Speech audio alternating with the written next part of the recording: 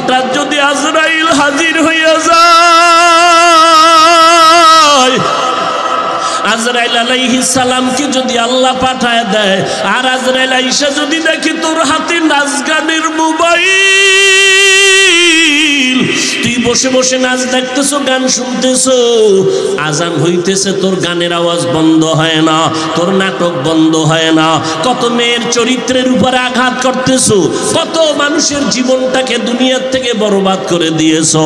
আজরাইল যখন আসবে তোমার সামনে স্বাভাবিক অবস্থায় আসবে না।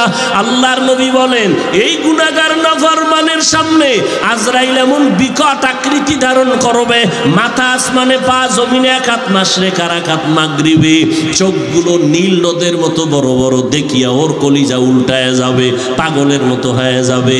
ও মা বলিয়াও ডাকতে পারবে না, আব্বু বলে ডাকতে পারবে না। আজরাইল আইসা রুহুটা যখন ধরার জন্য শরীরের উপরে কদম রাখবে, রুহুটা শরীরের জোড়ায় জোড়ায় জোড়ায় জোড়ায় পালাইতে থাকবে, বের হইতে চাইবে না। চরমনের জমিনে ঘুমান্ত সৈয়দ ইসহাক রহমাতুল্লাহ আলাইহি বলতেন, লাঠির আগায় আলকাতরা মাখিয়া তুলার মধ্যে বাড়ি দিলে তুলাগুলো যেমন লাঠির মধ্যে চলে আসে, ওরে গুনাহগার জাহান্নামের আসামির যুবক,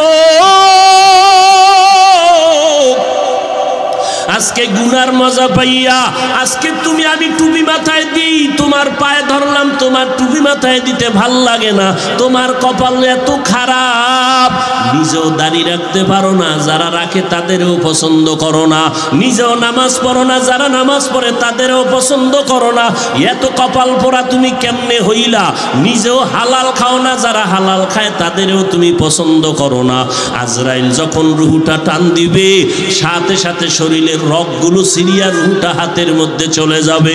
আল্লাহর নবী বলেন জ্যান্ত বকরির চামড়া খুললে যেমন কষ্ট, এর থেকে শতগুণ কষ্ট বেশি হবে বেনামাজির জান কবজের সময়। অনেক সময় যারা মরণের মানুষের পাশে থাকেন দেখছেন, বেনামাজির জান কবজের সময় চোখ উল্টায় যায়, হাত পা বাঁকা হয়ে যায়, এর মাত্র কারণ আজরাইলের দেখিয়া সহ্য করতে পারে নাই। নবী বলেন ওর জন্য আমার মাওলা জাহান্নাম বানায় রাখছি, একটা জেলখানা বানায় রাখছেন। ওরে আল্লাহর দেওয়া পানি, আল্লাহর দেওয়া বাতাস, আমার মাওলার দেওয়া সূর্যের আলো, আমার আল্লাহর দেওয়া চাঁদের আলো, আমার আল্লাহর দেওয়া জমিনের ফসল খাইতেছো, আল্লাহর দেওয়া নদীর মাছ খাইতেছো, আল্লাহর এত কিছু নিয়ামত খাইয়া যারা আল্লাহর বিরোধিতা করবি, মানবি না, আলেম ওলামারা পাও ধরে ধরে নামাজের দাওয়াত দেয়, শুনবি না, এরপরও গালাগালি করবি। আল্লাহর নবী বলেন আল্লাহ রাগ করিয়া বলে ফেরেশতা ওই জাহান্নাম ওর জন্য বানায় রাখছি জেলখানা, আমার হুকুম মানে নাই। সরকারের নজরে আমরা জনগণ সব সমান, কিন্তু এরপরও সরকার জেলখানা বানায় রাখছে, রাষ্ট্রের মধ্যে বালাখানাও বানায় রাখছে। জেলখানা কাদের জন্য? যারা সরকারের আইন অমান্য করবে তাদের জন্য জেলখানা, ওখানে রিমান্ডের মার দেওয়া হয়। আল্লাহ বলেন আমার কাছে সব বান্দা মোহব্বতের, আমি আল্লাহ চাই না কেউ জাহান্নামে যাক। এই জন্য আমি আল্লাহ প্রত্যেকটা রাতের গভীর তৃতীয় ভাগে আমি প্রথম আসমানে আসি, আমি আমার বান্দার গুনাহ মাফ করার জন্য ডাকতে থাকি। আলা মিন মুস্তাগফিরিন ফাগফির আলা, আলা মিন মুস্তারজিকিন ফারজুকা। আমি আল্লাহ পাক ভোর রাত্রে আসি, প্রতিদিন প্রথম আসমানে আমি হাজির হয়ে যাই, আর আমি ডাকতে থাকি রে গুনাহগারেরা তোরা কই?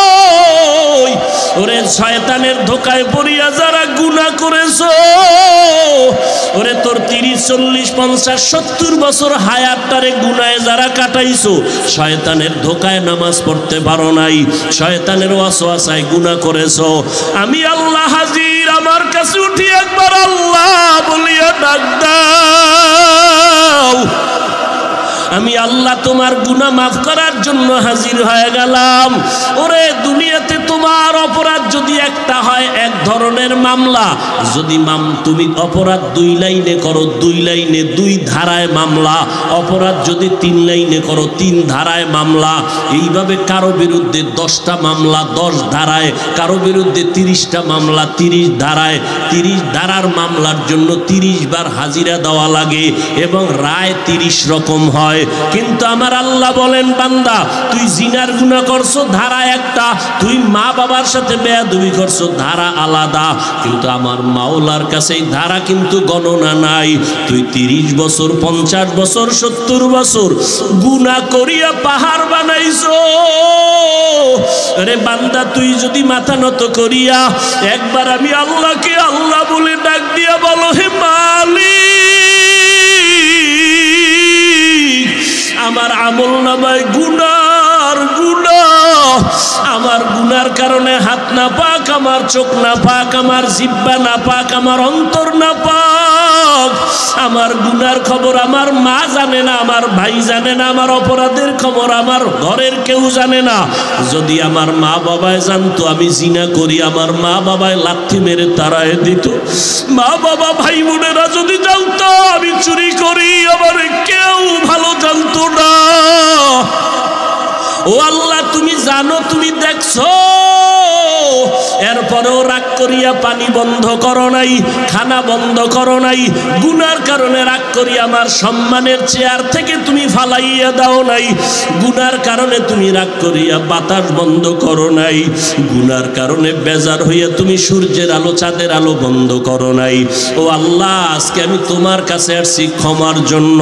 আল্লাহ বলেন, বান্দা তুই একদিন আর 2 দিন না, বছর বছর 70-80 বছর গুনাহ করিয়া বিশাল বড় পাহাড় নিয়ে যদি আমি মাওলার কাছে মাথা নত করিয়া মাসির মাথা বরাবর 1 ফোঁটা চোখের পানি ছেড়ে দিতে পারো, আমি আল্লাহর কাছে যদি দিলটা নরম করে মাওলারে ডাক দিয়ে বলো, আল্লাহ আর গুনাহ করব না,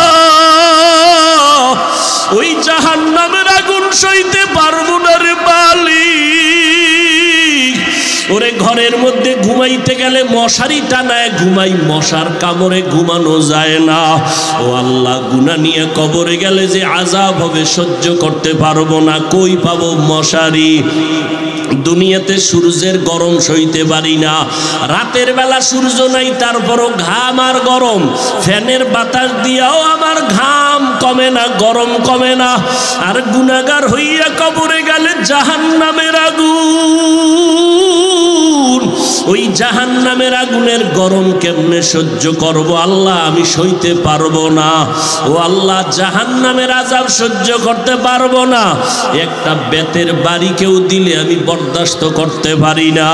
আল্লাহর নবী বলেন, গুনাহ নিয়ে যারা কবরে যাবা, ওই 2 পার্শ্বের মাটিকে আমার আল্লাহ ডাক দিয়া বলবে, রে কবরের মাটি, ওই নাফরমান বেনামাজিরে 2 পার্শ্ব থেকে জোরে জোরে চাপ দাও। এত জোরে 2 পার্শ্বের মাটি চাপ দিবে, পাজরের হাড়গুলো চুরমার হয়ে যাবে। একটা না, 2টা না, 70 থেকে 99টা সাপের কামড়। ও যুবকেরা, ও বৃদ্ধ বাবাজিরা, ও পর্দার আড়ালের মারা, ও বোনেরা, ভালো করিয়া বুঝো।